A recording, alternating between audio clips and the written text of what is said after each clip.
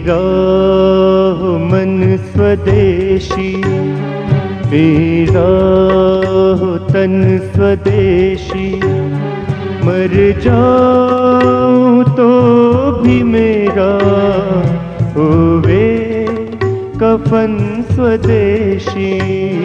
मेरा हो मन स्वदेशी, मेरा हो तन स्वदेशी, मर जाऊं तो भी मेरा होवे कफन स्वदेशी। मैं भारत को भारतीयता की मान्यता के आधार पर फिर से खड़ा करना चाहता हूं, उस काम में लगा हूं।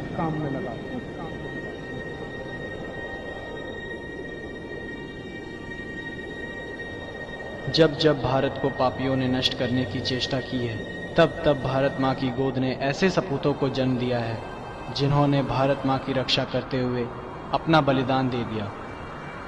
ऐसे ही एक सपूत का जन्म 30 नवंबर 1967 गुरुवार रात के लगभग 12:30 बजे भारत की भूमि पर उत्तर प्रदेश में अलीगढ़ जिले के नाह गांव में माता मिथिलेश कुमारी दीक्षित और पिता राधेश्याम दीक्षित के सुपुत्र का जन्म हुआ, जिनका नाम राजीव दीक्षित रखा गया।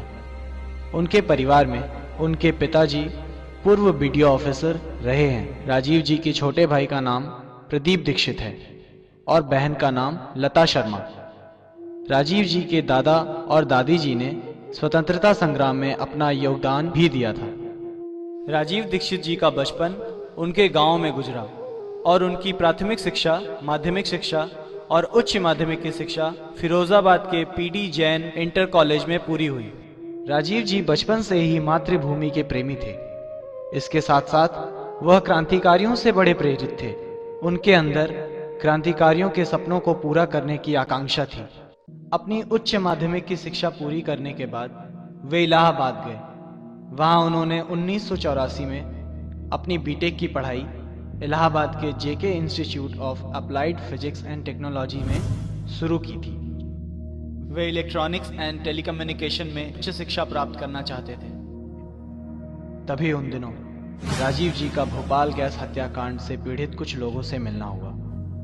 उनकी पीड़ा देखकर और उन्हें न्याय दिलाने हेतु वे यूनियन कार्बाइड कंपनी को देश से भगाने के लिए कार्य करने लगे। इसी दौरान उनकी बीटेक की पढ़ाई अधूरी छूट गई। इसी बीच राजीव जी फ्रांस गए। अपने रिसर्च के संबंध में वे नीदरलैंड की राजधानी एम्स्टर्डम गए। वहां उन्हें अपना रिसर्च पेपर पढ़ने का मौका मिला। उन्होंने अपना रिसर्च पेपर अंग्रेजी में पढ़ना शुरू किया। अचानक एक डच वैज्ञानिक ने उनसे प्रश्न पूछा कि आपकी मातृभाषा क्या है। राजीव जी ने उत्तर दिया, हिंदी। वैज्ञानिक ने वापस प्रश्न पूछा कि आपको अपना रिसर्च पेपर हिंदी में पढ़ना चाहिए।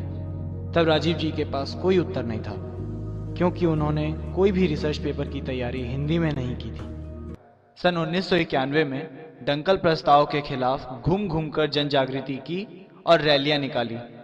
यह डंकल प्रस्ताव भारत के लिए घातक होने वाला था, क्योंकि इस प्रस्ताव के पश्चात अनेक विदेशी कंपनियों को भारत को लूटने की खुली छूट मिल जाती। कोका कोला और पेप्सी जैसी हानिकारक पेय पदार्थों के खिलाफ अभियान चलाया और कानूनी कार्रवाई भी की।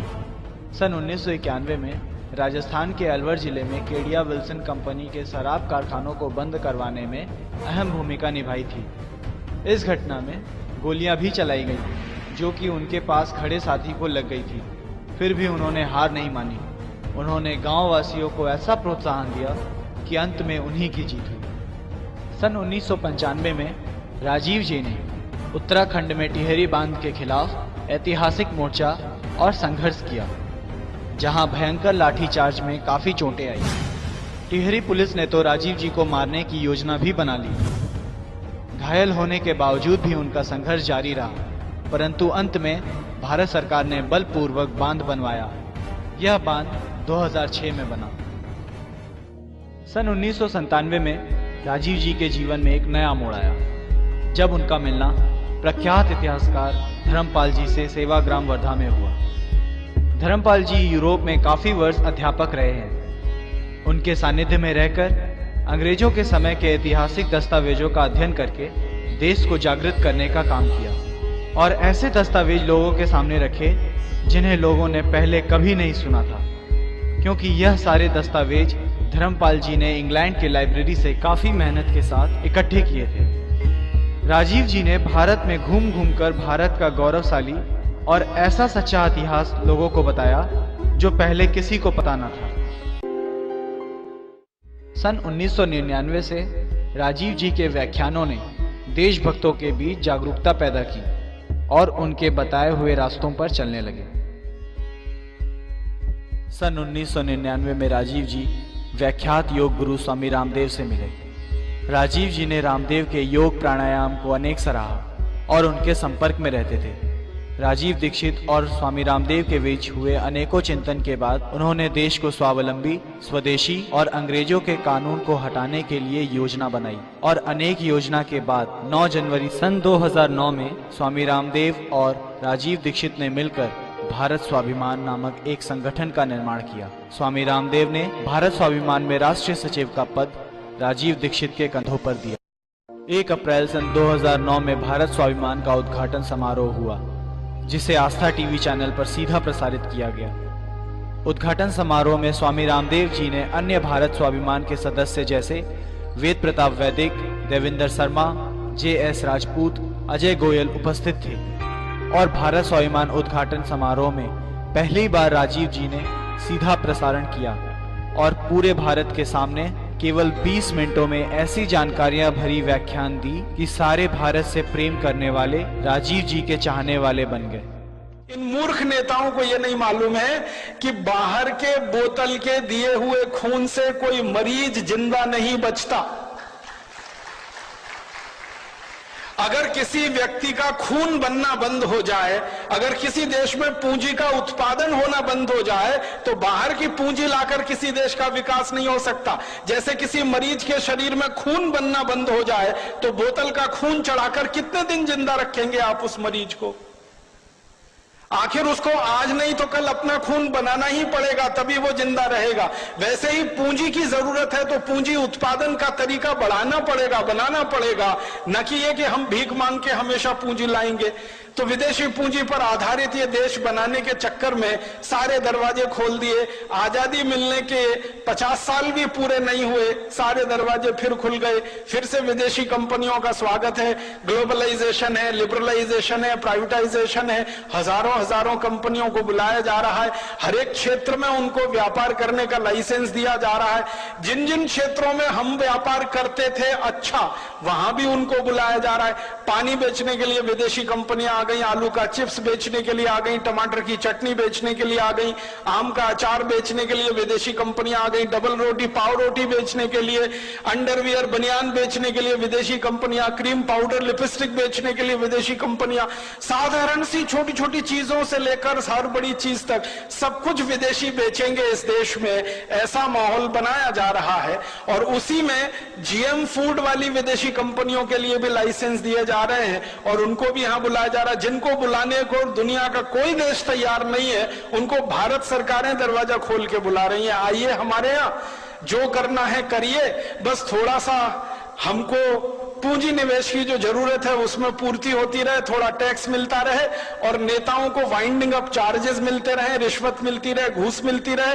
हर विदेशी कंपनी के लिए दरवाजा खुला है।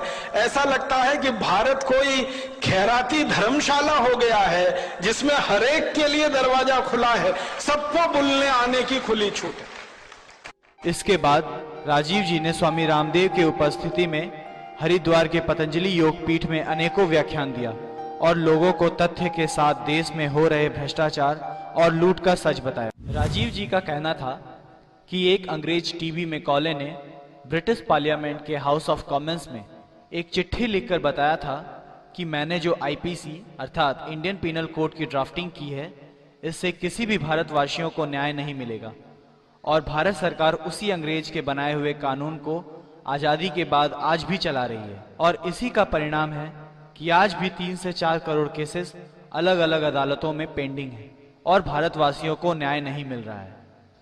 राजीव जी ने अपने व्याख्यानों में बताया, अंग्रेजों के स्वयं के सर्वेक्षण के अनुसार भारत की गुरुकुल शिक्षा पद्धति की श्रेष्ठता अपनी पराकाष्ठा पर थी।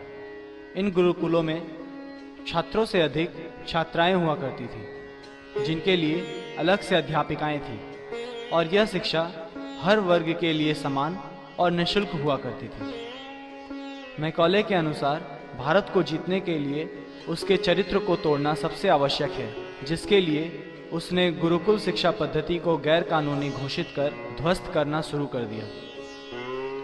राजीव जी ने गाय की महानता बताई कि कैसे गाय हजारों गंभीर रोगों को ठीक करती है और अच्छी खेती और देश की अर्थव्यवस्था के लिए अत्यंत जरूरी है, और गाय को बचाने के लिए हमें सामने आना होगा। राजीव जी ने कई जगहों में वहां के स्थानीय लोगों के साथ मिलकर गौशाला बनाई थी। राजीव जी आयुर्वेद, होम्योपैथी, जैविक खेती, भारतीय कानून, इतिहास, भारतीय शास्त्र जैसे अनेकों विषयों में गहरा अध्ययन कर ज्ञान अर्जन किया था, और उस ज्ञान को निःशुल्क लोगों तक अपने व्याख्यानों द्वारा पहुंचाते थे। राजीव जी ने वाग्भट जी नामक ऋषि के लिखे हुए स्वस्थ जीवन जीने के सूत्रों को लोगों को बताया, जिससे अनगिनत लोगों को आज तक लाभ पहुंच रहा है। श्री राजीव दीक्षित जी बताते थे, पहले भारत वर्ण व्यवस्था से चला करती थी और कोई जाति भेदभाव नहीं हुआ करता था। अंग्रेजों ने भारतवासियों को जाति के नाम पर तोड़ा। अंग्रेजों ने ही जानबूझकर भारतवासियों को जनरल, शेड्यूल कास्ट और शेड्यूल ट्राइब में विभाजित कर भारतवासियों के अंदर फूट डाल दिया। श्री राजीव जी ने आर्य शब्द और क्षति प्रथा के सत्यता एवं उत्कृष्टता बताई, जिसे अब तक का भारतीय समाज अनभिज्ञ था।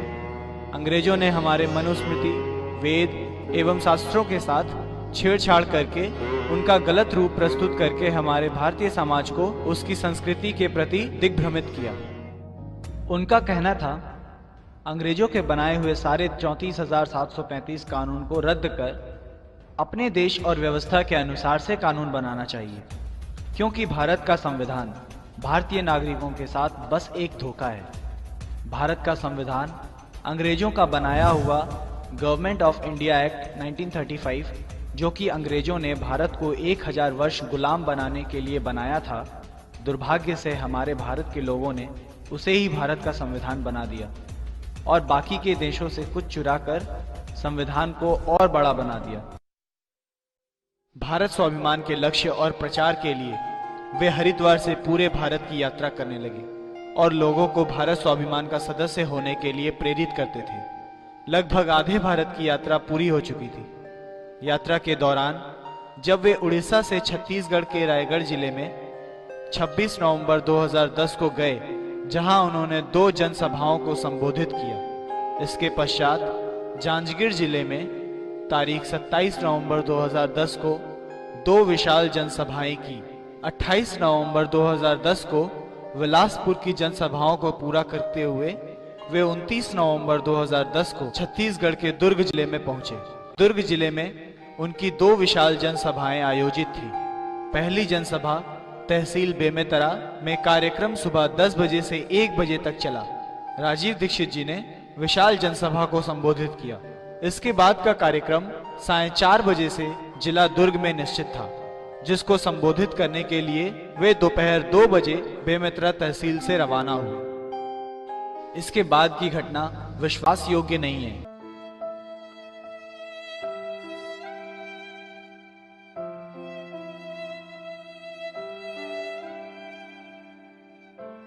फिर भिलाई से राजीव दीक्षित जी के पार्थिव शरीर को रायपुर के मेडिकल कॉलेज भीमराव अंबेडकर स्मृति चिकित्सालय लाया गया। यह सब प्रक्रिया 30 नवंबर 2010 सुबह 9 से 11 बजे तक हुई और इसके पहले भिलाई थाने में सूचना दी गई। राजीव जी के छोटे भाई प्रदीप दीक्षित ने सुबह 11 बजे राजीव जी के पार्थिव शरीर को कॉफिन में रखकर पतंजलि योगपीठ विमान में ले आए। उनके अंतिम दर्शन के लिए राजीव जी के पार्थिव शरीर को पतंजलि योगपीठ लाया गया। 1 दिसंबर को राजीव जी का दाह संस्कार कनखल हरिद्वार में किया गया। प्रदीप दीक्षित ने उन्हें मुखाग्नि दी।